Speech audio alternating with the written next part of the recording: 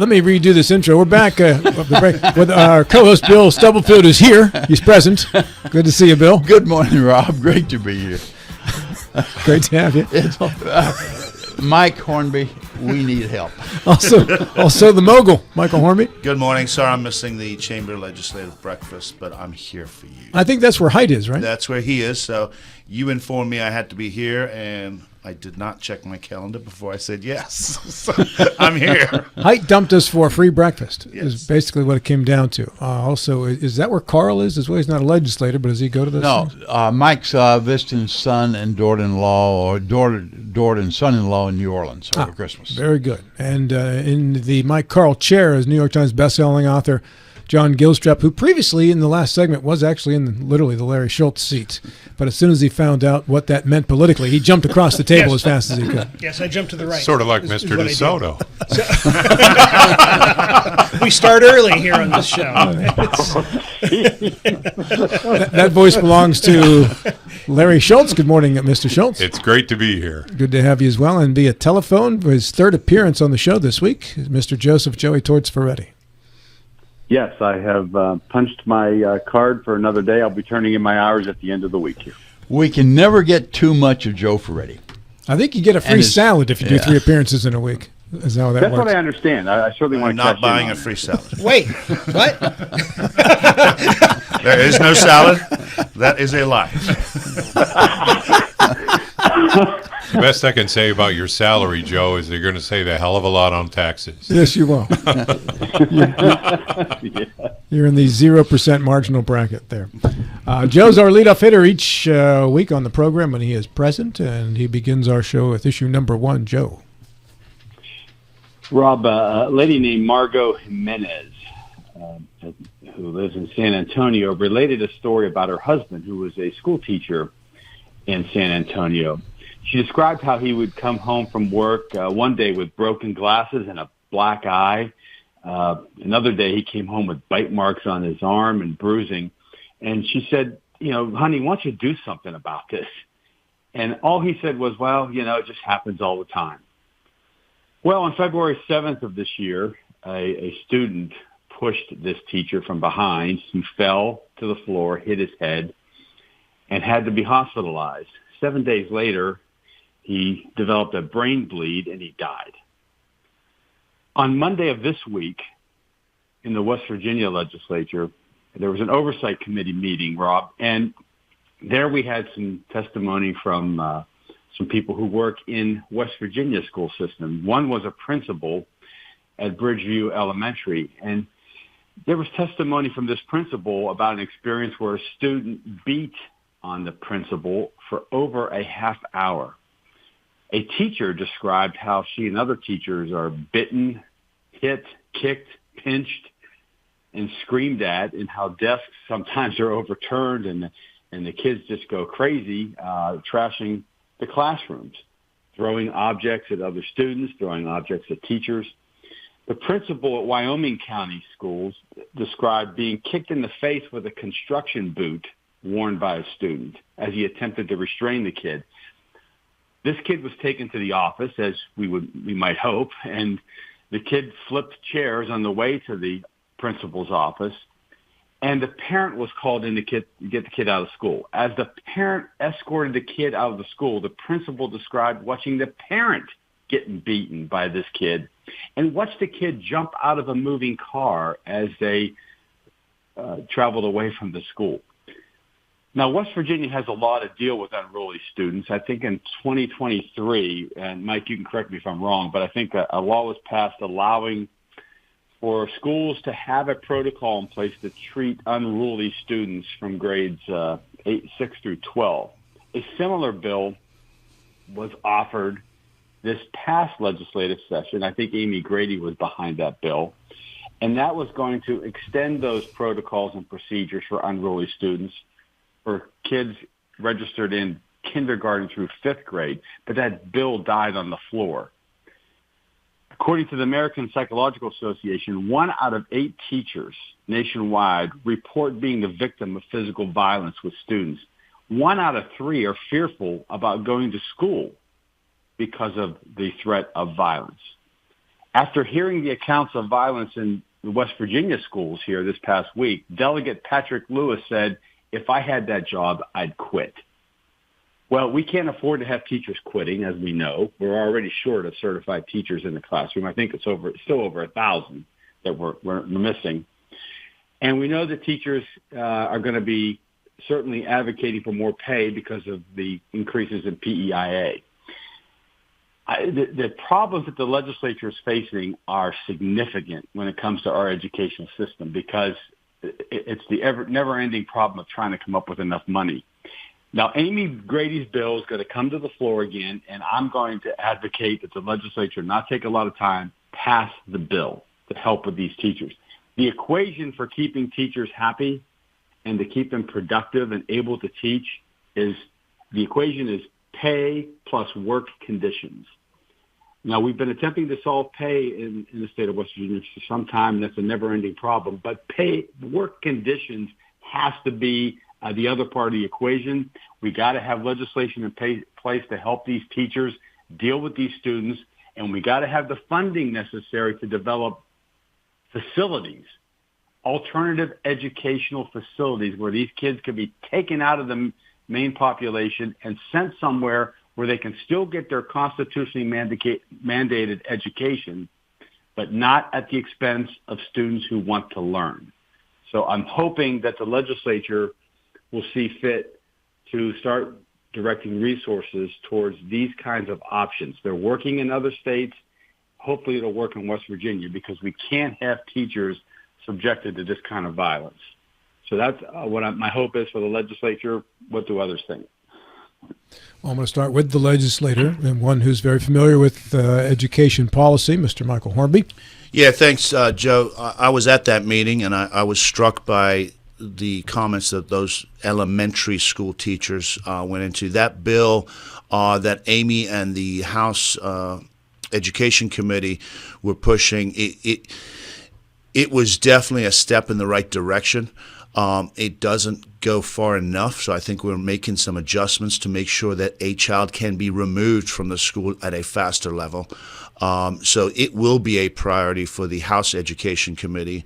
I know we will work with Senator Grady. It'll come from the Senate side and the House side. It'll be one of the first bills we run. But you're right. It's an issue we need to look at. The alternative schools. We are fortunate here in the Panhandle that we do have alternative schools, but throughout the state there are not those options. I was particularly struck that they have basically padded riot shields for some of these kids, and this is just 4 schools in Kanawha County because they cannot put hands on the child, of course. So they have to put these padded riot shields up and force the kid into a corner, let them have their tantrum. They have specific training to do this. That particular principal you were talking about is in a position where they have all the resources. They have been trained, and they're still having these issues. Their biggest complaint was they cannot remove these children fast enough. And it's very, very few, 1 to 2 children, maybe one in a class that are basically all the other kids have to be removed from the classroom for a number of hours. So now a teacher's having to teach twice as many kids, all because of one child. We have a dire situation in West Virginia, and we will do our best to fix it. But I was struck that it's not. You would think it's just the special ed kids or kids on IEP or kids that are coming from broken homes. But the way it was explained in that meeting, it is a vast array of different children. Some kids have great parents who are very hands-on, but there's just disciplinary issues. Mike, how strict is the hands-off order for teachers and principals in regards to restraining a violent child? You have to have the training in order to restrain the child. So if you don't have the training in place, then you cannot do a thing. So are you supposed to take a beating if you're a teacher? That's essentially what the practice is, and that's the problem. Who would sign up for that? Well, nobody, and that's the issue that we're facing, which is why we wanted that discipline bill so badly last year. It came down to the last day. It would have passed. It would have passed. It just We left it too late because we wanted to make sure it was right. We worked all session on that bill, and we left it too late, and it got filibustered on the last night by the Democrats. The prohibition, Mike, is that a federal prohibition or state prohibition? I want to say it's both, Bill. We've looked into it, and I asked the question. I mean, obviously we don't have corporal punishment in schools anymore. I think that was a federal prohibition back in whenever it was. But that's a very complicated question, is at what point can you put hands on somebody else's child? And that comes down to lawsuits and all kinds of other things. So we have to be very careful. But the prohibition, Joe, and you're via telephone here, lacks common sense. Larry, you're an attorney as well. I don't know that there are any other circumstances in life where if somebody is putting you in physical danger or harm, you cannot at least restrain that person or keep them from you. Why would that not extend to teachers? Well, we're talking about 6-year-olds and 5-year-olds here. Or high school students. I mean, in this particular case, we're talking about elementary school kids. All right, Well, so but the rules are the same. They don't change Yeah. to the high school. This is kind of, I have a sense is going to develop to be kind of a theme of the show today. We are modeling behavior as a society and as parents that of craziness. You know, where the inmates are running the asylum. When I was growing up, we are all in the same sleeve of age, give or take 10, 15 years.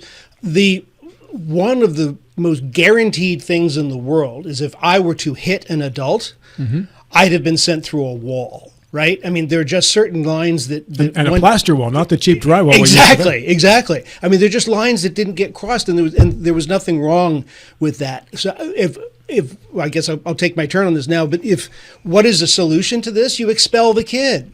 You send them back home and you make them mom and dad's problem. Mom and dad made this monster. Mom and dad can deal with this monster. They can homeschool, they can do something, but my well-behaved kid should not have to deal with this in the classroom. Like, just hard stop. The kid has a right to an education. Fine. Let mom and dad figure out a way to make it happen that does not infringe upon my kid's right to have the education. If teachers should be able to fight back, they should certainly be able to restrain. It's proportional. You're not going to, an adult's not going to slug a kindergartner, but an adult should not allow himself to be bitten by a kindergartner either. I think there's a great place for what used to be called reform schools. I say that not knowing what they actually are. I guess they're prisons for children. But, it's possible to break the social contract at any age.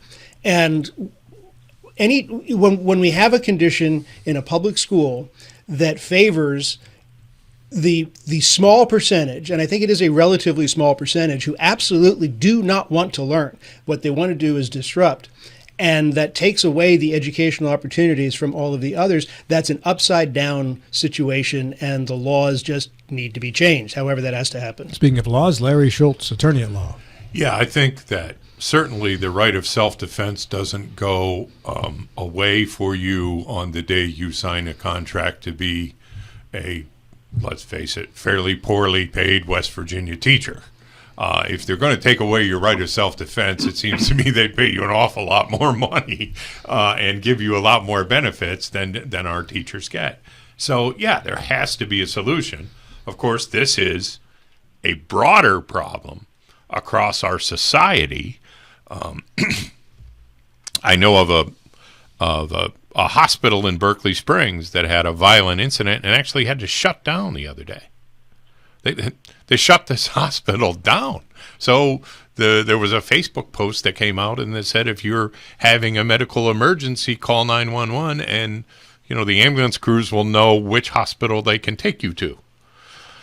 Well, it's an hour to Winchester Hospital. It's 45 minutes to the Martinsburg Hospital. That's a giant change all of a sudden. And it was, I don't know what the incident was and how it worked out, but somebody clearly was out of control. And when you have adults doing that, then it's only natural that you're going to have children doing it as well. And one of the problems with sending these kids home is that, yeah, mom and dad did create this. I agree with you 100%. but it's only going to get worse if you send it home because these are the people who are causing this behavior.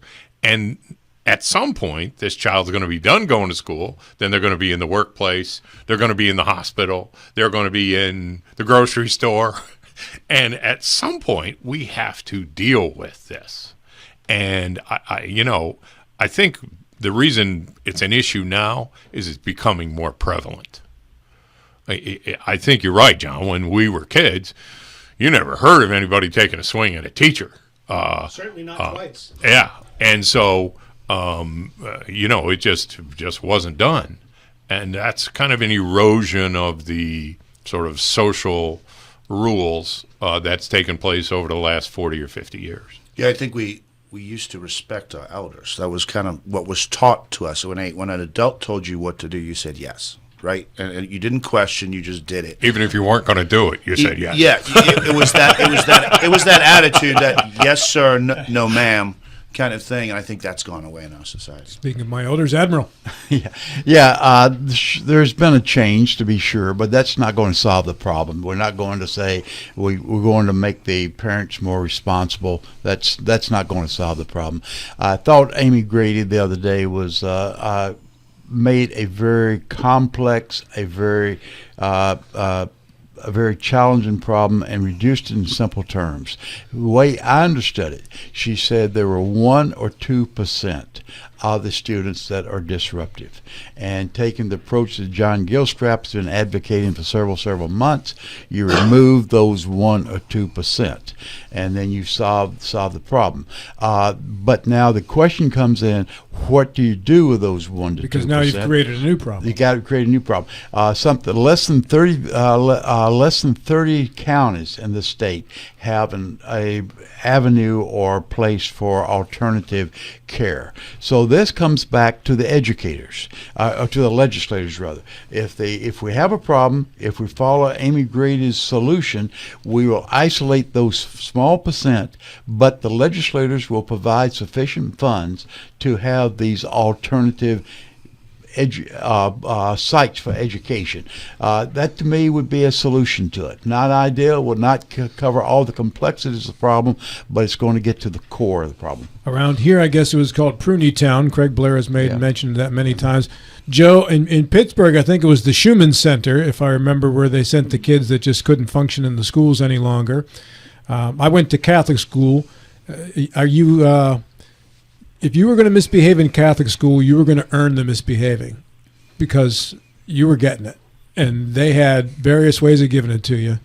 And it wasn't mental abuse. It was the stack of rulers taped together is one that sticks in my mind. Rulers, yardsticks, physical, even up to 9th grade. I remember speaking at a turn in an algebra class, and my teacher, Larry Podbesic, who was the running backs coach on the varsity high school football team, smacked me upside the head. You think I spoke out again in his class? No. There was another peep out of me. It was just learning. Yeah, I'm not advocating that teachers start wailing on kids in class, but I'm telling you, when there was corporal punishment in the schools, there was a lot more attention being paid. Yeah, there were, but that's just a year. We have a today problem we have different to address, and I think what Amy Grade is suggesting is one way to do it: provide alternate education sites for these disruptive children, but let the legislators do their part of the equation, and that's to fund these alternate education sites. And I think when it comes to that kind of thing, Bill, we got to realize that, yes, we could probably afford to fund that in somewhere like the Panhandle, but when you're going down to, let's say, Boone County, and there's maybe 60 kids in a school, and now you got 2 to 3 kids that are disrupting, now we have a whole secondary site for just 2 to 3 kids. That poses the problem. So these are kind of the things that we're weighing on. Is you've got to make there's no solution that one size fits all. You've got to really delve down into the. And isn't it modern legislation that has created the today problem as opposed to the yesteryear problem? That we've decided that we've taken the children's rights movement, if there is such a thing, so far to the other side. New legislation can fix that. It'll take a generation to weed itself out, but this business that there's no corporal punishment means different things to different people. But the fact that you cannot, if in fact there's some federal law that says you can't lay hands on a child, in a disciplinary way, even to restrain them from hurting you. I mean, that's just madness. That's a bad law. If that is truly codified, that just change it. I mean, it can be changed just the way it was made. I want to go back to Joe Ferretti here quick before we run out of time. Joe? Yeah, John, I think there's a distinction made in the law that corporal punishment, where the teacher or the administrator is administering some sort of punishment for behavioral problems with a student. That's what has pretty much been outlawed. But I don't think it's been outlawed that a teacher can protect him or herself by restraining a student or by trying to avoid getting hit, kicked, pinched, or punched. That's still, you get back to, like Larry referred to, this self-defense mechanisms that teachers can still employ to protect themselves from bodily harm. But ultimately, we're not going back to the days of yesteryear when if you got beat at school by a teacher, you probably went home and got beat by a parent too for getting beat at school, because that's the way parents handled it. These days, as Amy Grady said a few years ago in an interview on this radio station, half of her students are being raised by grandparents and other members of the family and not the biological parents. We've got a breakdown there. So what do you do with these students who are counterproductive to learning? You're going to have to get them out of the system somehow. And I would advocate that in these counties where schools are being closed, that the counties and the state not be quick to abandon those buildings that are involved with the closed schools, that they keep those buildings useful, and maybe they serve as alternative education centers so that these kids have some place to go to get their education, but they're not interfering with the other students who really want to learn. From a practical standpoint, Mike, dollars and cents, does it really take more dollars? I mean, you've got teachers, you've got classrooms already, and you got the same number of students. It's not like you're trucking in 500 bad students. They're already there. It would take coordination with 55 counties and doing all that. The issue is, like, if I was a parent and let's say a teacher restrained my child and something went wrong, and God forbid, let's say the child dies. You're going to sue. Right? I go to Larry, and if I as a teacher have not had the proper training, Larry's going to say, hey, as a lawyer, he's going to say, it was the teacher's fault. No matter what the situation is, it's a bad outcome. So when it comes to self-defense, like you said, there are counties that are putting all this into place, but now you're asking teachers to. I mean, not only just teach, now then they got to learn self-defense. They got to learn how to restrain kids, how to hold them right. If they get out of their strength, they can't restrain them again. It's a very complicated issue, and we're looking into it very, very. Yeah, and I think John Gilstrap's point is maybe it shouldn't be as complicated as we're making it. No, I tend to agree. I don't want to sound like a broken record, but there's a bigger problem behind this, and that is Child Protective Services and our entire system for dealing with broken families. There's no question with the opioid crisis and all the other social ills that this is not the way it was anywhere in this country when we were kids. There's broken families on every corner. And who knows what's happening to these kids when they're not in school? And where are they learning that when you don't like somebody, what you do first is punch them in the face or bite their arm? They got to be learning that at home. And we don't have the system in place now to follow up and correct that problem even before the school year begins, or the school time begins. Good subject. That's why Joe bats lead off every week. Joe, good job. All right. Thank you. He sounded surprised. Bill, you're on the clock. Monday is the 80th commemoration of the Battle of the Bulge.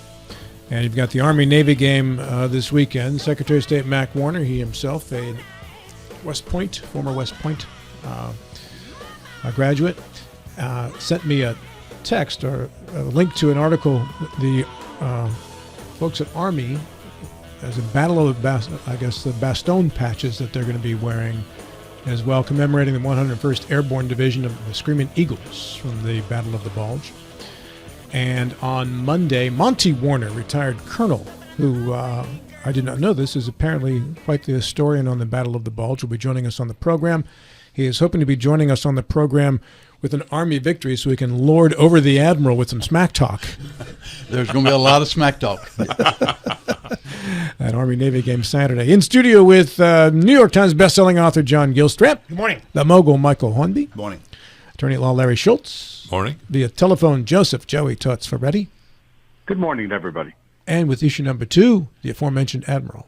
Rob, I'm going to take a different tack this morning, a different question. We're a society of labels. We have, especially in the political world, we have the progressives, we have the right-wingers, we have the communists, socialists, you name it. There's a bunch of labels that introduced.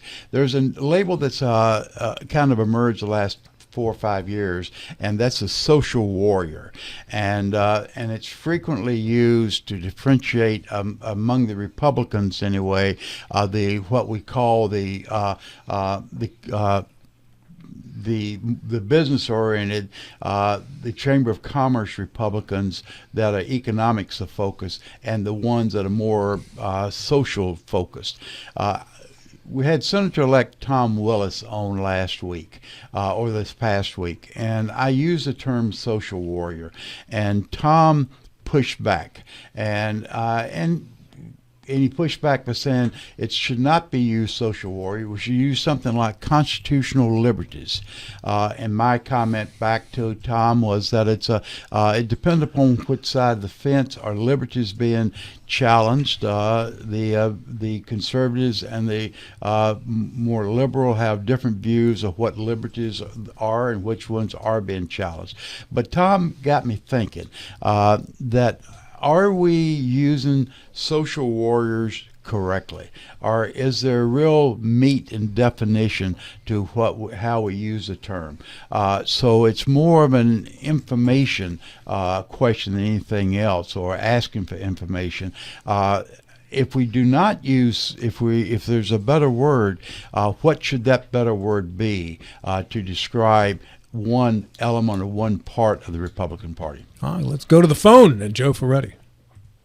Well, I can't speak for Mr. Willis, but I think if I was to guess, I think he takes offense to the use of the term warrior, because that signifies a group who would wage war against another group, seemingly to impose their notions of appropriate public policy that society may or may not demand. And so we enter into a warlike situation. And I think that he probably takes umbrage with that, as opposed to being labeled or having a group be labeled as somebody focusing on social cultural issues.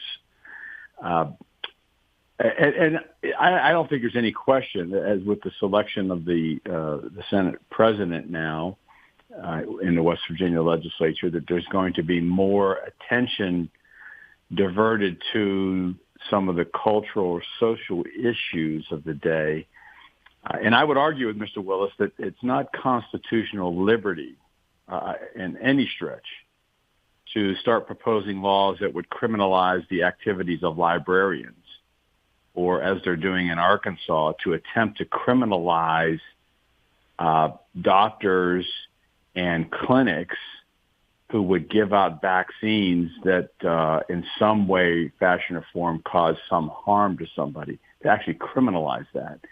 I think that's, where perhaps we do enter a warlike state. And that's, I think, where Mr. Willis and others who are like-minded, I think need to heed the reasons why they were voted into office, and that is to be true conservatives and not to foster or come up with legislation that would impose certain types of behavior or conduct on the rest of society. That does not meet my definition of conservatism, and I think going back to the days of William Buckley, I think he would agree with that. So the government that governs best governs least has been something that Mr. Buckley has stood for, and I believe that's true conservatism, and I hope that is, by and large, the practice that is adopted by our new legislature. Tom Willis was on the show Wednesday of this week. Mike Hornby, you couldn't shake your head no fast enough while Joe was speaking. Yeah, I got to push back a little bit, Joe. I mean, Senator Willis ran on those issues, on being a proud Christian. I will push back if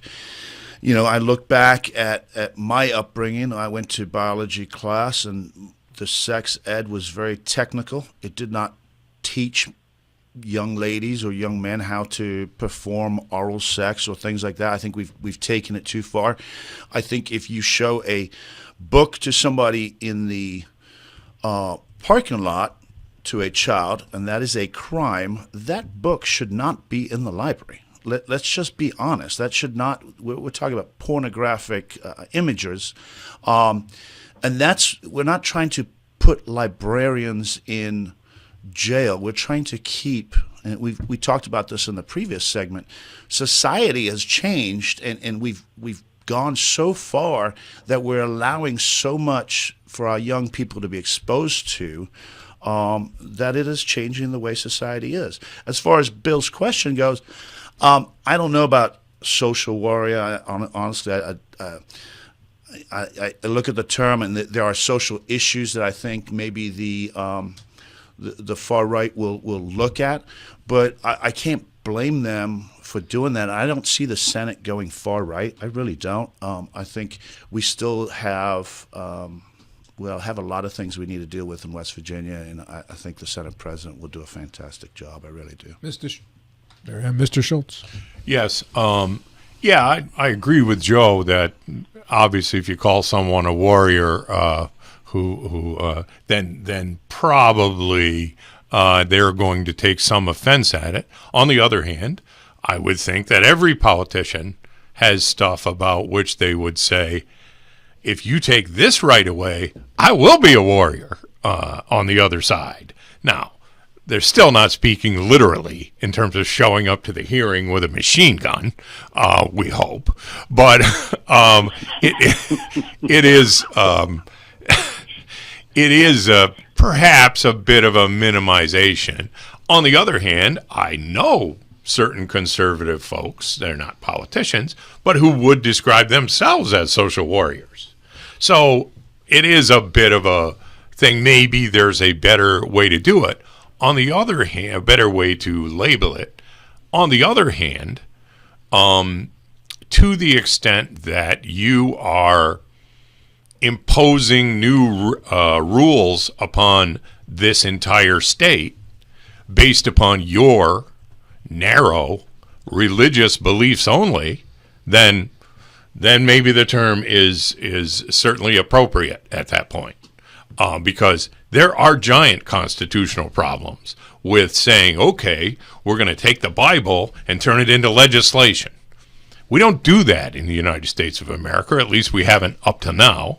And there is going to be very serious pushback from people whose beliefs don't, who may love Jesus and love the Bible, but they don't want the Bible turned into legislation.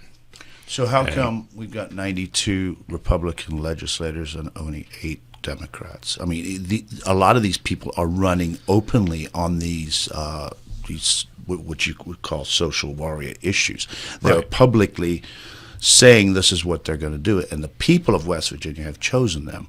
So how do you balance that, Larry? No matter how imbalanced the vote is or how imbalanced the ultimate result is, you still have a Constitution.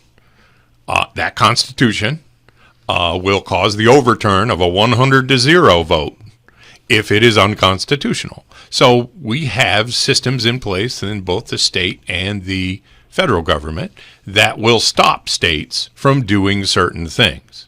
Obviously, all over the South, there were pro-slavery votes for decades and decades, but ultimately took a little inconvenience called the Civil War, but ultimately the Constitution prevailed, and they made some amendments and changed some things. So even if every single person votes for an unconstitutional bill and every single voter votes for all those legislators, it doesn't change the Constitution, And the courts have to decide. Until we change the Constitution. Right. Yeah. Mr. Gilstrap. The question is about the label. It's not about the efficacy of politics. So I don't think any label is given to someone in a positive way. I think it's always a pejorative. So social justice warrior, social warrior is slung. It's the opposite of woke, right? So it with kind of the same meaning, but with the polar opposite effect. It deals with issues of boys and girls bathrooms and transgender issues and that sort of thing. But it's always to apply any kind of a label to somebody, whether it's zealot or agitator, extremist, book banner, MAGA Republican. There's always a dog whistle that's built in there that is designed to have a barb. So I think anytime anybody hears a label, even if it's assumed, even if one calls oneself social warrior, I know what it means to me. But if somebody calls me that, it all depends on the tone and in the context. I could see that it would cause pushback on the same person, even if they self-label, and that goes to ethnic groups too. Ethnic groups can call themselves things that you may not. My mother could call me nicknames that no one else could. So I think that anytime you assign a label to somebody, it's reasonable to get pushback from it. Back to you, Bill, for the final. Yeah, I thought the discussion was enlightening. I think John's exactly right. There is a labels are generally used or utilized with a negative connotation. May not be overtly negative, but there's a barb there nevertheless. But like so much of what we do, we use labels as shorthand, and so we forget to be what the warrior aspect that Tom had some objection to. It's kind of lost in the terminology. It's a shorthand. It's trying to differentiate one part of the Republican Party from another part of the Republican Party. There may be better words to use. We have the same thing in the Democratic Party. We have the liberals, we have the progressives, and the like. So it's just a shorthand that we tend to utilize. I think it could also, you could splinter that too. I mean, there are people who care about social issues but aren't necessarily sold all the way into making everybody aware of it. Yeah. There are others who follow this stuff and throw themselves into it and maybe even run for office based on it. And sometimes they call themselves social justice warriors on their own campaign literature. When you throw the word warrior in there on this, to me, that starts to imply zealotry. And when you get into zealotry, you start to get into some dangerous situations. By the way, there was a question from Scott Brown in our comment section.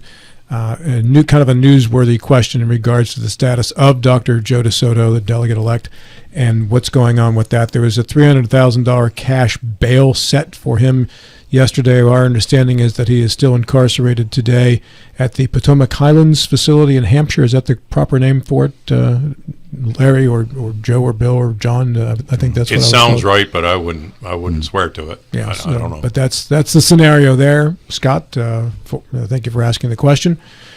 So as of now, our understanding is still in custody. For issue number 3, we now go to the mogul, Michael Hornby. Yeah, this Luigi Mangione. You want me to do that for you? Luigi Mangione. Mangione. So you don't pronounce the I at the end? Yeah, you can. You can. It's up. Yeah, some people do, some don't. Everybody labels themselves as non-Italian when they say Mangione. This alleged murderer. Mangione. Yeah, he took the life of a CEO, Brian Thompson. We have no motive, but there are hundreds of thousands of people across the country worshiping this young man. There are GoFundMe accounts. He's raised more money in the last week than anything. It just comes. Why do we hate rich people that much? Do we hate insurance companies that much?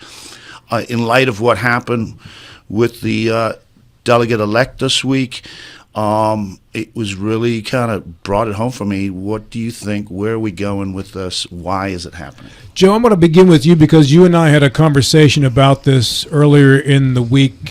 Because United Healthcare is my health insurance provider through my wife. That's her plan at the federal government. And I've had a very good experience with them as my health care provider. However, I've also had some doctors drop them and say, if you have them as your health insurance company, we're done dealing with them. We don't want them. We're not going to take your business. But I've never had anything of note turned down before. But Joe, my understanding is, in hearing the stats this morning, that United Healthcare is one of the worst, if not the worst, in terms of turning down claims. Joe and John Gilstrap, you keep making hand signals at me. Well, this guy and his family had nothing to do with. They did not use United Healthcare. Correct. Right. That wasn't the question. Right. Yeah. Go ahead, Joe.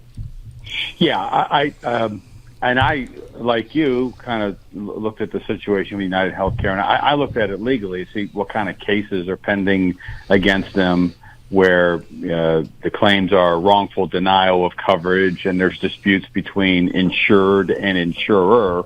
And there's plenty of lawsuits out there involving United Healthcare. And some of the lawsuits, you just kind of shake your head because their behavior is rather unacceptable when you see some of the things they've done to deny coverage. And I think you're seeing a lot of anger expressed over the internet about it. And my first response to, what's happening with this ridiculous GoFundMe stuff and the lionization of this guy who committed an assassination on the streets of New York is that we've got elements of society that are just as broken as the healthcare system. And, social media once again rears its ugly head. And I don't know what you do about it because there's economic incentives for the kind of fringe thinking that is amplified on social media. And when there's money to be made in this country, we have to deal with it. And that's just a part of life at this point. And we're going to have to accept the fact that there's a lot of fringe thinking out there that, most of us, fortunately, are not going to agree with. So what to do about that? I don't know. I don't have the answer to that. But, it's a free society. People can express their thoughts any way they want. But I will say this. I hope that the insurance industry understands that there are a lot of people out there that hate them. And it's through experiences that these folks have had dealing with insurance companies. And not just health insurance. Homeowners insurance is notorious for denying claims for people who suffer problems in their home. And, I can cite you to many cases where their behaviors have been just as abhorrent as some of these health insurers. And I think there's an opportunity here for the insurance industry to step up and recognize, hey, we hear you, public. We understand the anger out there. And while this kind of activity with this Mangione fella is never going to be acceptable and shouldn't be in society, we hear you, and this is an opportunity. Maybe we're going to start developing systems. We're going to start utilizing AI. We're going to shorten the period for appeals of denial of claims, and we're going to have more resources directed towards reviewing individual cases to make sure everybody gets a fair shake. There's a chance for this industry to do good here and to express that they're going to make some changes, not in response to having a guy assassinated on the streets, but in response to the fact that so many people are able to cite to situations where they feel they've been wronged by their insurance company. I hope they take that opportunity. Yeah, and I think the debate with this, John Gilstrap, is beginning to switch to more and more people are asking, should insurance companies be for profit, the same as another type of industry might be? Go ahead, John. It's the wrong debate. I am so tired of hearing on both sides, in the news media, on social media, and everything else, when people are using this murder and alleged murderer as a launching point for a discussion about something that a murder is not about. Anybody that finds themselves uttering the phrase, I know murder is bad, but I think you've crossed a line when you're stealing oxygen from people who deserve it more than you do. I mean, this guy, he robbed a wife of her husband, 2 kids from their father.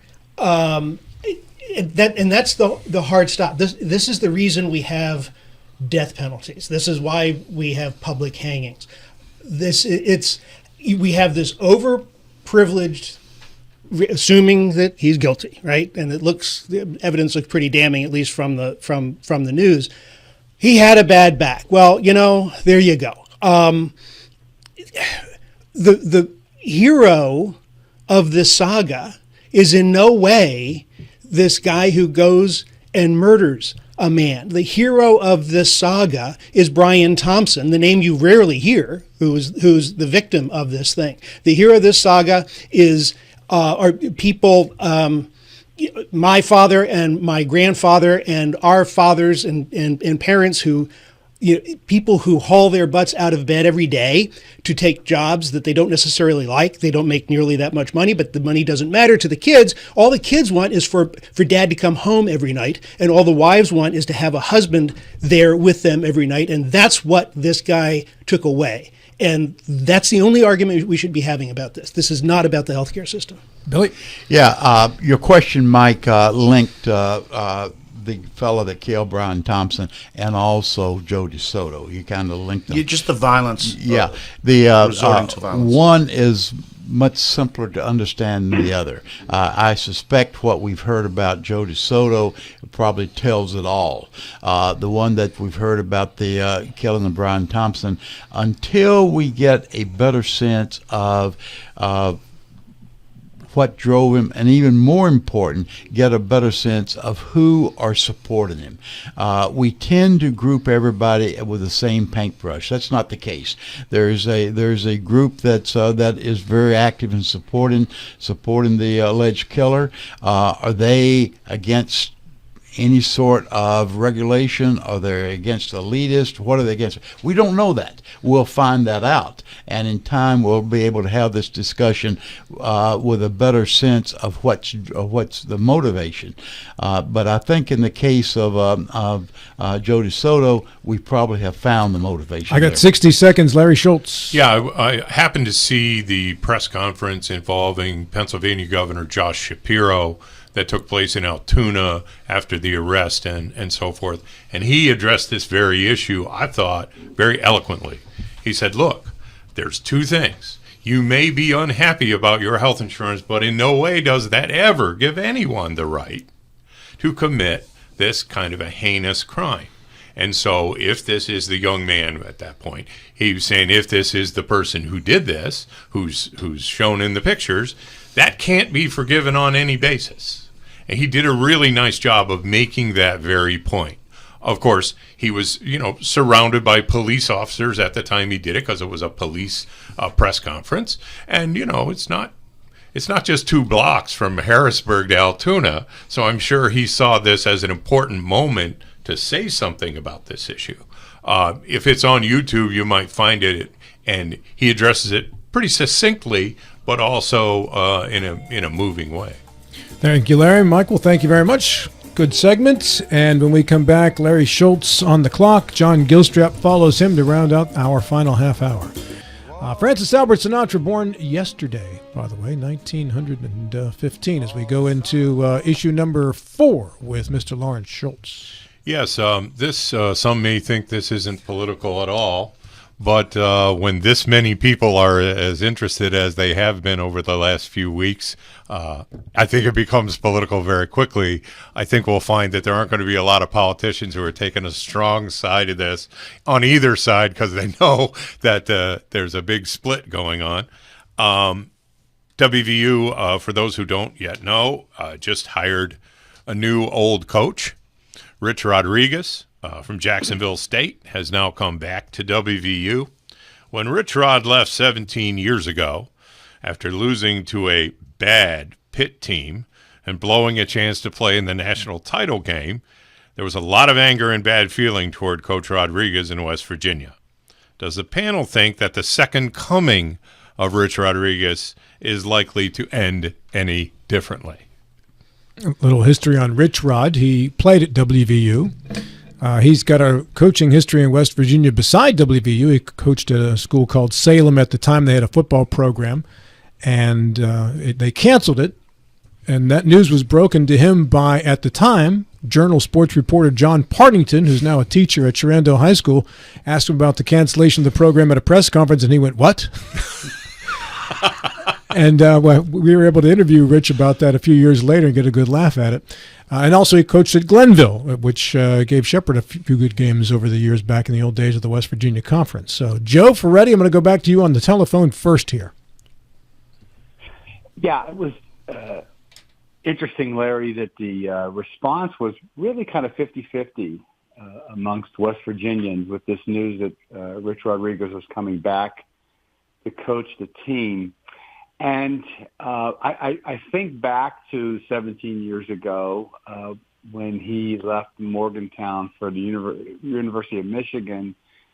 There were lawsuits. There was a lot of rancor. Of course, a lot of people upset about that Pitt loss and how LaShawn McCoy just tore up the West Virginia defense. But that's of course, history. I think that the hesitancy on a lot of folks' mind, it has to do with the fact that in other places he's gone to coach, he has also left under a cloud. He was fired by Arizona when he was coaching out there after his Michigan stint. And there were some circumstances and some rumors regarding his firing at Arizona and some concern about his behavior, to put it as generally as I can. So I think there's an element of risk here, given the track record of Rich Rodriguez, and I think that gives some people pause.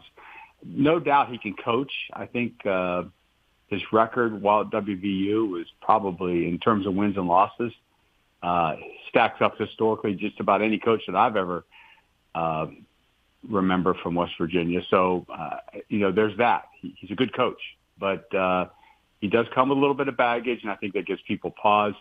Hopefully at age 61, he's figured some things out and will do a good job. Mr. Stubblefield, you've been around for the Rich Rod era. Yeah, and I remember that game well, and and the fact that he took the job in Michigan just a few hours, 3 days after that, there was a lot of unhappiness within the state. I think at one time he was probably the most detested individual in the state. Yeah, there's no probably. You're right, he was. And he did not do a particularly good job in Michigan. He was not fired in Michigan, but he was not going to be invited back. He did a very poor job in Michigan. That carried over to Arizona. Jackson State is the only place he's consistently won since he left West Virginia. He's coming back now by saying he's sorry. The worst decision he ever made was leaving West Virginia, and the supporters are saying, well, we should forgive and forget. Maybe not forget, but at least forgive. He's in a much tougher conference today than he was 17 years or so ago. Will he be able to mimic? Plus the fact the NIL, is that the name image in West Virginia is very low compared to the other schools in the Big 12. So I'm not sure he's going to be able to achieve success at West Virginia. Mike? Well, I think, Bill, that's part of the choice, right? Pat McAfee has a vast following. I think this is all about how much money can come into the program. If he wins, all will be forgiven. If he raises money and we can up that NIL, all will be forgiven. It's the last time WVU was really competitive. I know it was my first year in West Virginia. I was working as a server at Outback when we watched that game. But you look at the number of schools that have turned the program around. Indiana is an example, bringing a young coach from a dynamic program. Now, Neil Brown was not able to turn the program around in the short tenure, but he made a lot of progress. He improved in NIL quite a bit. I'm for one, am not convinced this was a good hire. I just think the Pat McAfee endorsement Yeah. and the money behind that movement and where he's brought West Virginia as a First off, national thing. Pat McAfee owes Rich Rod because Pat McAfee is probably the reason why Rich Rod lost that game. Yep. He missed 2 very makeable field goals. Oh boy! And and the whole thing deepens, right? yeah, and in case you didn't know, of course, he's from Pittsburgh, Pat McAfee. So some people think that Rich Rod threw it on purpose so he could go to Michigan. Yeah. McAfee's the one that's from Pittsburgh, not Rodriguez. So you're on the wrong conspiracy theory right there. But I think it's a great move that they brought him back. I think it's a great move for him to come back. I thought all along that he would come back. This would be one of his last stops. And I think Huggins kind of maybe popularized that, the West Virginian coming home, right? Of a high profile to take that last job along the stop. Is Huggins next? That's what somebody else asked that question. Will this bring Huggins back again? He also has a bit of a history in Pittsburgh. Huggins does have not the one he wanted, though. But you're right, Bill. This is a different football conference, and the football landscape is vastly different. Now, the thing to remember is it's not like he left WVU and sat out 17 years of football. He's still been involved. He's very well aware of the transfer portal. He's very well aware of NIL. This isn't new stuff that he's walking into, but this isn't the Big East Conference, which back in the day, if you just beat Miami, you had a pretty good chance of winning the conference because it wasn't that great of a conference. Virginia Tech had some moments with Michael Vick. They were usually pretty good, but they were never really great. Temple was in the Big East too, weren't they? No, Temple was not in the Big Okay. East. But regardless, it's a different time, but I still think it's a good move. And I think it's something that for West Virginia people who this is something that stings at the soul, the way he left, because he was a West Virginian. And if we can't keep one of our own, what does that say about us? This was an identity crisis. When he left West Virginia, this was a self-worth and identity crisis when he walked out the door because he was one of your own and he left still. And he was very successful at that stage. That was the height of his coaching career. Those 4 years. They were great 7 years. yeah. But then he lost the biggest game and then he quit. And then he quit. He walked. Well, he was offered a job at a much bigger school. Well, Yeah, but there were a for lot a of lot of money. He was, he didn't get his athletic facilities. He didn't get his money for his coach. There was 1,000 reasons why he left, but then none of those matter. What mattered is he lost to Pitt, the one school you can't lose to, and he lost to Pitt with the highest stakes available, a trip to a national championship. And game. the Pitt loss is what did Neil Brown in as well. That didn't help. Certainly, But the losing records, just yucks. So Sports ball is my life. this is your life, John Gilstrap. Go right ahead, man. You got anything? No, I Prodigal son I heard returns Rich home? Rod, and I researched entirely different things. As you know, Now you got a bunch of viruses. I did, and nuclear Let's hope those are reactor just in his control computer. technology wasn't. Do you accept cookies? Yeah, and you don't have any kids to blame that on in the house. That's right, yeah. The dog jumped on my keyboard. Yeah. All right, that comes back to you, Larry. Did you get the response you were looking for? I did. I hadn't foreseen that we were going to get such deep telling Yinzer takes on this from you and Joe, but I hadn't foreseen that. But yeah, I think that it is a big issue, and anybody who's a WVU fan, which is what, maybe 70% of the adults in this state, has an opinion about it, and they may not be speaking it out loud, but it is a contentious moment. And of course, when you're talking about a coach as opposed to, say, a governor, if he wins, all will be forgiven. When If he accused of- loses, the I told you so's will be definite. Now, to prove that God has a sense of humor, West Virginia and Pitt will play on September the 13th. Do the numbers of the dates and those in your head. September is month number 9. The day is the 13th, and of course the score of the Pitt game was 13-9. Did you come up with that, or did you? Oh, there's about 1,000 people that have talked about this in the last couple of days here. That's wonderful. So there's just prove that there is a sense of humor out there. Mr. Gilstrap, issue number 5. All right. First, before how do you pronounce last name? I would say Genovese. How do you say it? What's the first name? Kitty? Yes. Yeah, you're going to go with that? Yeah.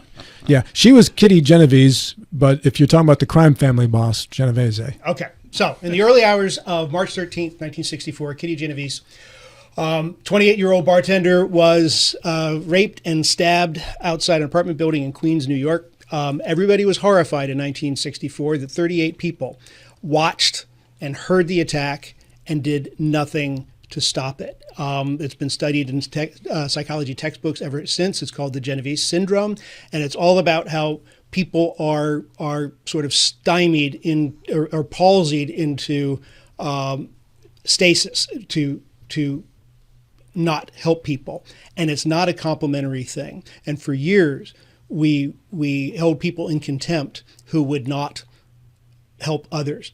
I come from a background of the opposite, emergency responders and military in the background. My great grandfather was a deputy marshal, so that's my background. So now comes the subway incident. Jordan Neely comes onto a subway promising to kill people.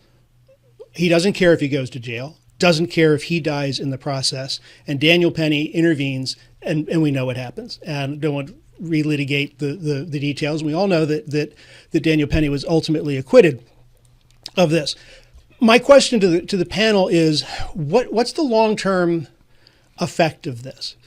Over the course of my lifetime, it has always been, I was raised, that it is my duty, when I can, to defend others. I did that for a long time. That was, the job as a fire service guy.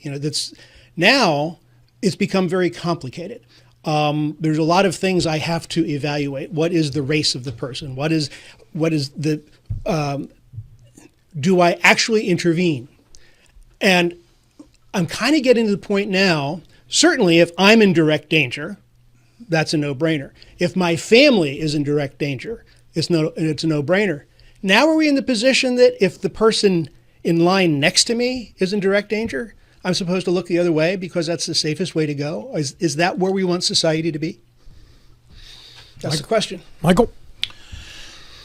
Yeah, I mean, I'm certainly glad he got a not guilty verdict. It's kind of like the Kyle Rittenhouse. That was definitely self-defense, and he got not But it's guilty. life-ruining, I guess, is the part I wanted to say, too. Absolutely.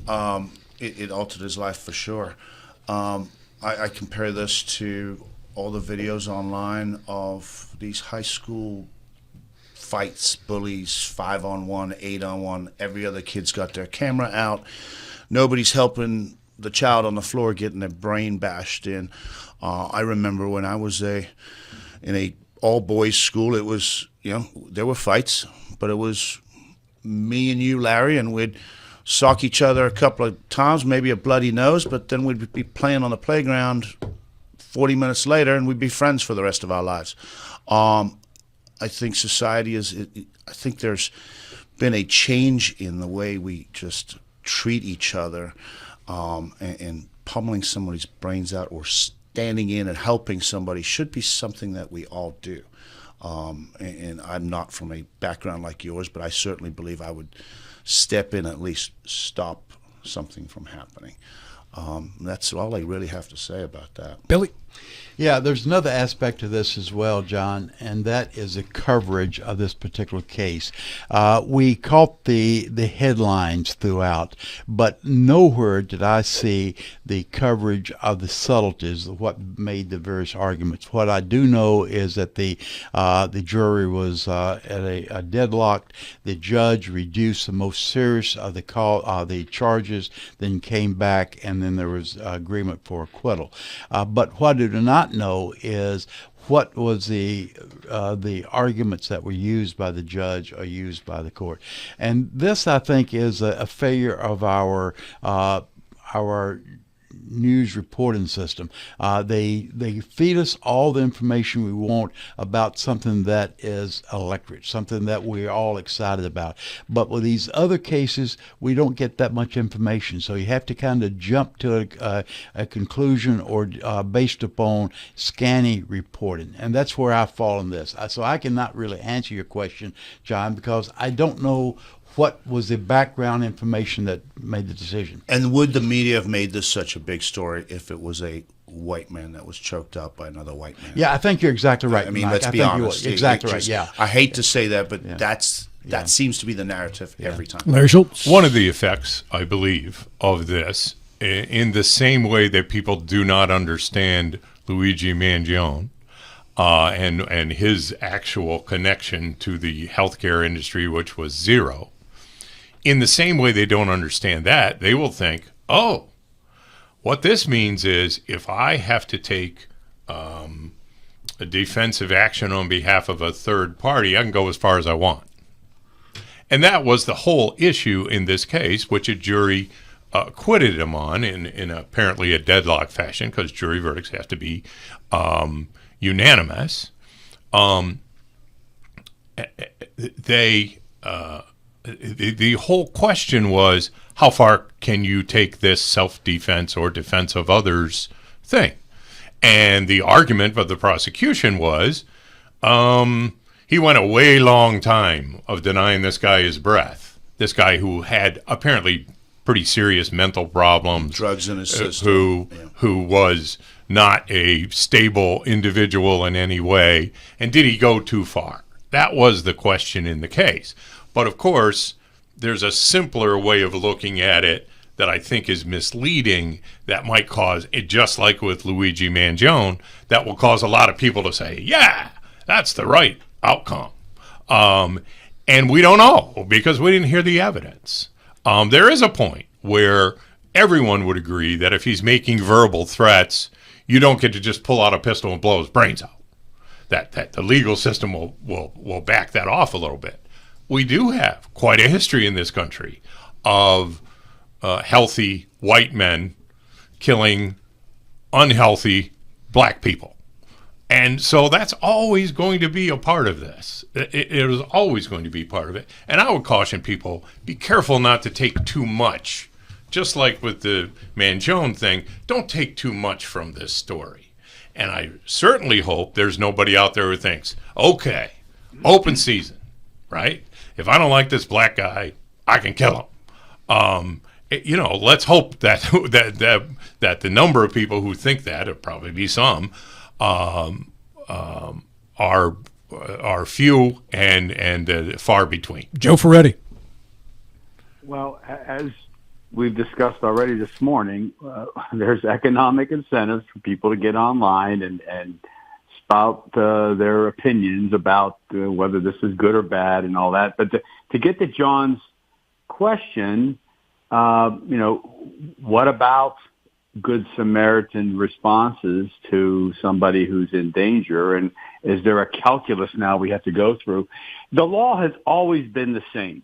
And it was the law for Daniel Penny and the law he was judged by the jury in New York. And it's the law that everybody is going to be judged by in these circumstances. Is your response reasonable? Is it proportional to the risk and danger present at the time? If a chokehold on somebody, denying him oxygen is what's necessary to subdue him, to protect yourself and others, a judge and jury will acquit you. If it's not, if your response is disproportional to the risk that's present at the time, then your actions will be judged perhaps differently and maybe criminally. That's always been the law, and it's going to remain the law because it's the only law that we can reasonably apply here. There has to be some standard in terms of the response. So in Daniel Penny's case, I caution people all the time. You weren't in the jury box. You didn't hear the testimony. You didn't hear what bystanders had to say and what dangers they felt and how threatened they were. So it's impossible for you to judge. So it comes down to, in this particular case, belief in the jury system and what they ultimately determined was the appropriate verdict. But the law is going to be the same throughout. And that is your response appropriate under the circumstances? 30 seconds. Final thoughts. John Gilstrap on that. So I guess the fallout out of this, what it is, the safest thing to do is what's happening on the schoolyard. The safest thing to do is to stand back, let it happen, and make a few bucks off your YouTube channel by making a video of it. I mean, that's kind of the world we're building here. Yeah, and I find that really troubling. And I'm not. This is not being passive aggressive here. It's kind of that's safe. And that has to shut off the final comments on that right now, too, because we are out of time, except for final thoughts. 8 seconds apiece when we come back from the break here, folks. Final thoughts on the telephone first with Joe Ferretti. Go. Is it fair in future years to propose that the Quad A football championship game be held in the Eastern Panhandle? Totally. Larry Schultz. Rich Rod, the greatest coach in the history of football, college or pro, or maybe not. And he gave John Gilstrap's computer a virus. Bill Stubblefield. Berkeley County is going to win tomorrow, the Quad 4 game. Safe pick. John. I think the quad thing is a great idea. Mike Hornby. Thanks, Mike Height, for making me miss the Chamber Legislative Lunch. Thank you, Rob, for having me. You're welcome. Thank you for being here, all of you. And no, we cannot carry the title game because we do not have the broadcast rights to that, so you got to go elsewhere to find it. Maybe that will change. Dave Ramsey Show's next. This is Talk Radio, WRNR Martinsburg and TV 10. Have a great weekend. We'll talk to you at 70 short hours.